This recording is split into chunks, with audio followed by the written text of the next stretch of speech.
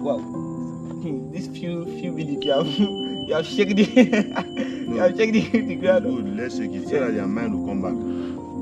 Actually, so sir, now we have actually seen some reasons why people's mind and people's mental health are being shaked in school, why people's academic performance are being affected.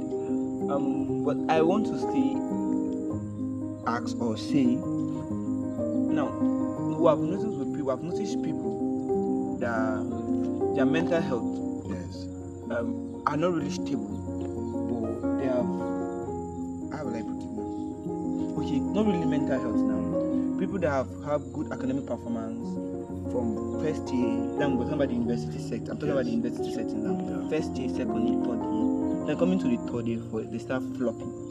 Now, can we push that still to their mental issue, mental health stability? Because now when I'm talking about mental, I'm not talking about somebody that is going crazy. Now I'm talking about somebody that his mind is not really at what he's doing. That better have a shift in mindset, or there's no more priority placed on the education again, or something.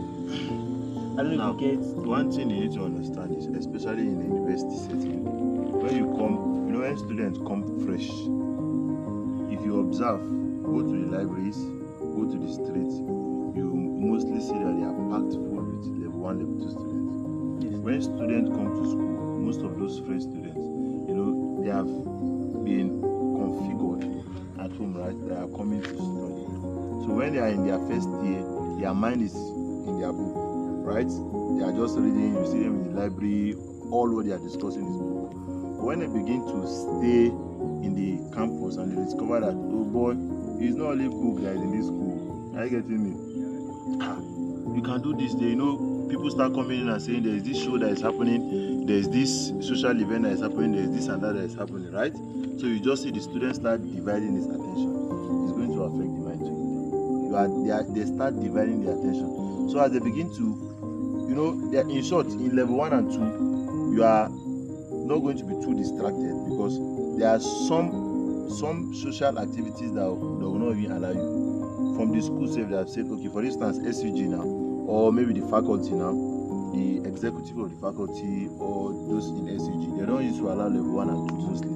You see, so level 1 and 2, at least, there's no distraction from that angle. Alright? But when you begin to get to level 3, level 4, what happens is that the distraction becomes much. There is social activities. In the department, you are an executive. In the faculty, you're having a position, or let's say in the school at large, and then also in the fellowship, maybe in MSSN, right? Or in the FCS or CANS, you're having a fellowship. You get what I'm saying? Most of those things also contribute to why students fail as they begin to move forward. They don't understand the place of balance. Are you getting me now? Yes. Balance is very important. Yes. And those 3 dimensions of the mental health stuff I'm talking about is what we need to balance to ensure that our state of mind is stable. Do you get me? Yes. So when there is no balance, you see, there becomes problem. Somebody will be in the fellowship. Now, I'm not discouraging you from becoming an ESCO in the fellowship or in MSSN, right? Because even me, there was a time I functioned as an ESCO. But you need to understand the place of balance. Yes, sir. You get me? Yes, sir. In the morning or Monday evening, when you get to lecture from morning to afternoon, then evening time you are in this fellowship, then on Tuesday you are in this ESCO fellowship, then this other day you are in this ESCO fellowship. That is why you see a lot of ESCOs failing. I'm saying it outrightly. Are you getting me? A lot of ESCOs. You see some people that are president of fellowship, they did not brought you to school to become president of fellowship, okay? Are you getting me? Yes, sir. They brought you to school to come and study. Do you know why? You will discover that by the time they withdraw them, can they give them president of any fellowship again? It's not possible. Are you getting me? Yes. So the first most important thing, you get what I'm saying, is your academics. I don't care. Look at me, I'm a Christian. Are you getting me? And I have one of my friends that is a very good friend of mine, he's a Muslim. You get what I'm saying?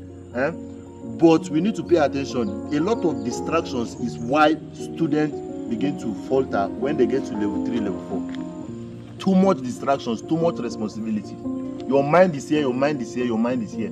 Do you get what I'm saying? Yes, sir. So that is one reason why you see when they begin to get to level 3, level 4, you know, some of them are now becoming their fellowship escorts, their president. You see them, they are in this position, they are feeling pompous. You see some of them now, they are even ashamed of carrying book to the library where other students are to read. You will fail. Yes, you will fail. Yes, and that failure is sponsored by heaven. Angels agreed. Let's give this guy carry over. He deserves it. Yes, you know what to do.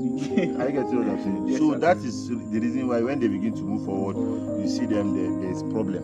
Yes, There's problem. Too much of distraction, and you know why it's paining me?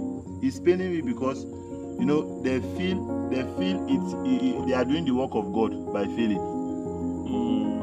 Oh God, you failing is not a trial or a testing. God is not testing you by failing. You don't read. You not do your homework. There's nothing like God test me. Some people say, no problem, I'm doing the work of God, at least let me fail. God is not proud of you. Let me just tell you the truth. God is not proud of you.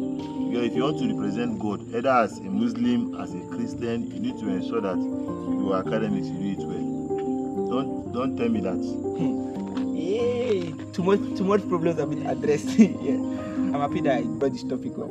Okay, so sir, now we are talking about the balance dimensions of mental health. So sir, I would love you now tell us about the dimensions of mental health and how to strike balance between mental health, educational system, and the dimensions of it. Now, first of all, there is the emotional dimension. Let me list them before I go through them. There is the emotional dimension, there is the cognitive dimension, and there is the social dimension.